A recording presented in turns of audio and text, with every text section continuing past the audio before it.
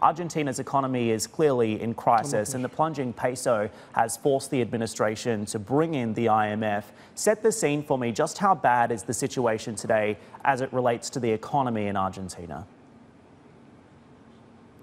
Well, things have calmed down in the last couple of days.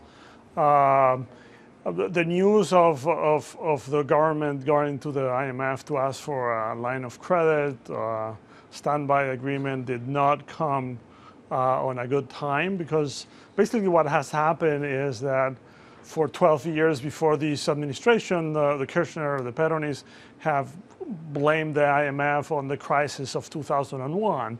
So people really was shocked in Argentina when the government, the Macri administration, decided to go to the IMF. I mean, people are not happy that that is going on, because they still blame the IMF for the 2001 debacle.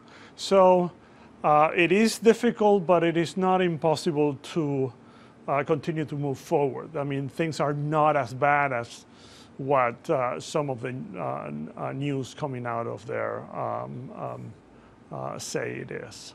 So as you allude to, Eugenio, it's interesting because Argentina and the IMF haven't got along in the past. The IMF is a dirty word in Argentina, as you mentioned. So what would this line of credit look like? Is it the answer to Argentina's woes, and how much money are we talking about?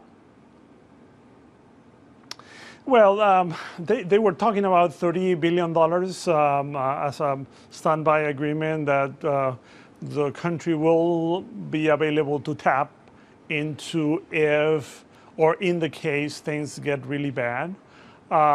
We do not believe that things are going to get that bad, but it is a reassurance that the government wants to have in order to prevent a more deep or a deeper crisis of the peso.